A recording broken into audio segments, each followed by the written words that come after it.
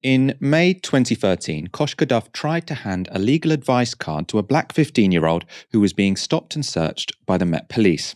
Knowing her rights, Duff refused to give the police her personal details. In response, she was arrested, taken to a police station, and strip-searched. That strip search was traumatic. 3 female officers bound Duff by her hands and feet, pinned her to the floor, and cut her clothes off with scissors. Duff has described the ordeal as like a sexual assault. It also left her with a number of visible injuries, such as this bruising on her arm. Duff was ultimately charged with obstructing and assaulting the police, but was cleared at a trial after photographs of the injuries she sustained during the strip search were shown. The police were unable to say how she'd received them.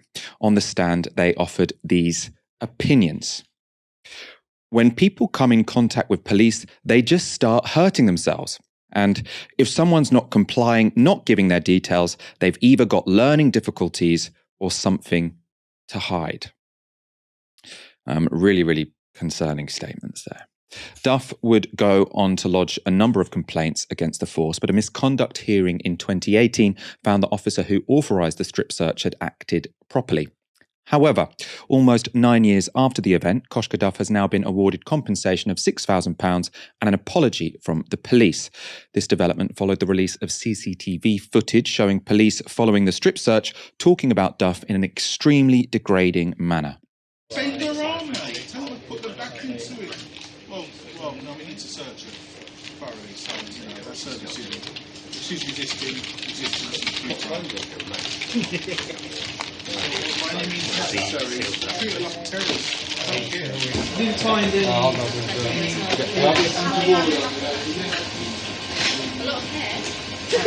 I tried not to look.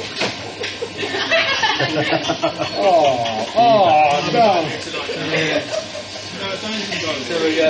I feel disgusting, like I need to shower. You need defumigating. She rang. No, she's not actually. She is. The clothes stink. Is it? The body isn't. Following a review of that footage and on behalf of the Metropolitan Police, Inspector Andy O'Donnell wrote to Duff saying, whilst the Metropolitan Police Service strives to maintain the highest professional standards, incidents occasionally arise when the level of service falls below that standard. I have considered the background to your claim and am satisfied that on this occasion, the level of service did fall below the requisite standard. I would like to take this opportunity to sincerely and unreservedly apologise for the sexist, derogatory and unacceptable language used about you and for any upset and distress this may have caused. You'll note there the apology is for language used, not for the actual arrest and strip search, which the Met still maintains was justified. I spoke earlier to Koshka Duff about what her experience and that subsequent apology tells us about the Metropolitan Police. By apologising when finally they're caught out, the police certainly want to present the view that they're making changes. You know, when we see Sadiq Khan tweeting about the case to say it's right that the Met have apologised, we see that precisely falling into the strategy that the kind of the Met propaganda, the police propaganda department are pushing, which is, oh, we can come not too badly out of this by saying that we're bad on this one exceptional occasion. But the idea that, you know, institutional racism and institutional misogyny are being addressed in policing, well, you know, tell that to the people who were being beaten over the head when they attended the vigil for Sarah Everard. Or to the family and friends of Stephen Lawrence who were spied on by undercover police officers. When they're challenged, they do everything that they can to disrupt, discredit, and destroy movements for change. So why on earth should we believe that they are committed to making that change? I think it also says something about sexism and misogyny more broadly, which is that misogynist attitudes are not just held by men. You know, we're all affected by what are the kind of dominant oppressive attitudes, and we can all be complicit in in perpetuating them and enforcing them, inflicting them on other people. You know, if you don't resist, then it doesn't count as violence, and if you do resist, then you're asking for it.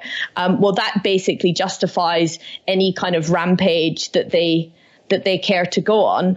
And I want to connect it with the ways that the victims and survivors of gendered and sexualized violence are put on trial themselves, always for the tiniest details of their behavior and their kind of person, and just seeing how that happens in the cases of police violence likewise. It's a harrowing case, but it is one of many, many, many cases of this sort of what has become this kind of pedestrian abuse that takes place at the hands of the police. You know, this story, the fact that this, and Koshka notes this in her piece where she says that, you know, she's been fighting this case for 9 years, but she believes that the story of the Sarah Everard case helped to kind of give some more momentum to that case, and perhaps even end up in this apology, which, as she outlines, is not really acceptable. It's not sufficient to what this case represents. And I think, you know, when we started having those conversations about police impunity with the Sarah Everard case and gendered violence as well, or sexualized violence, as I would actually put it, because I think it's important to remember that this kind of sexualized violence doesn't just happen to women, it happens to men. It happens to people of all genders as well in the policing system.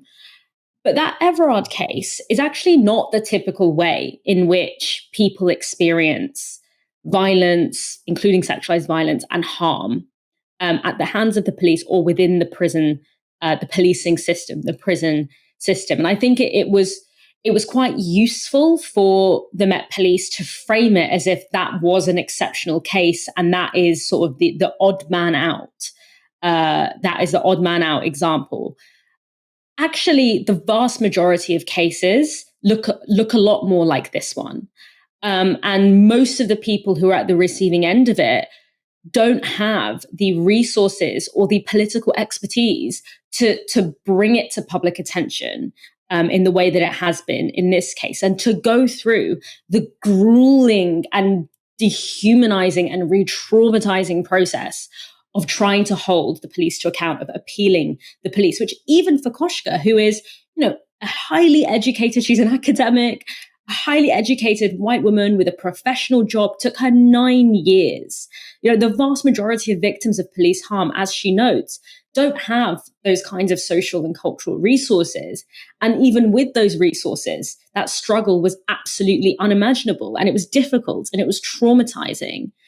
And I think that rare insight when we got to see the sort of CCTV footage of how the police were talking about her, it gives so much insight into the logic underpinning the way the police operate that many of us sort of knew, but didn't have this kind of explicit evidence of. And it's that dehumanization of the people that they interact with, the way that the people that they designate, or the state designates as criminal or criminal-like, become so dehumanized.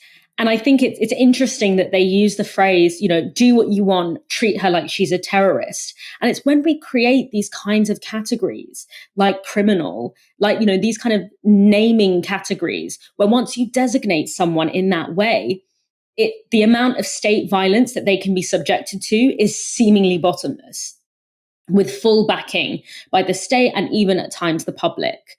And, you know, you have to remember that she was arrested for giving a bus card to a young man being stopped and searched. So they probably would have viewed her, you know, I think there was a political angle to this as well, and that they would have viewed her as a political criminal in a sense, because they would have viewed it as a political act against them, which likely fueled their venom towards her. You know, let's not forget when they were very brutally policing the Sarah Everard vigil, that wasn't disconnected from the fact that the Sarah Everard vigil was specifically about calling out the gendered and racialized violence that the police operate on.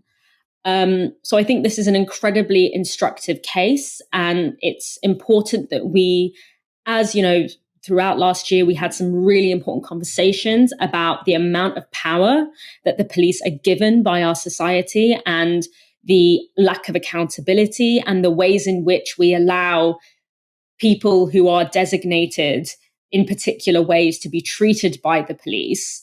It's important to remember that this case is actually a lot more typical of and a lot more commonplace than the exceptionalized one that we heard a lot about last year. I think it's important to remember that, because it's in the interest of the police to sort of exceptionalize that one case, to exceptionalize the Sarah Everard case and say there's nothing else to see here, when actually the experiences that we've read about, the experiences that are in the public eye now, thanks to that long struggle that Koshka had with the police, has now given us the ability to say, look, this is what has been happening to our communities all of these years. And these are the things that we've been gaslit about and told, that no one's going to have sympathy for you, because it's all that the public, the state, etc., are always going to take the police's word for it. So it's incredibly important for a movement towards transparency, accountability, and actually reducing the amount of power that the police have in our society,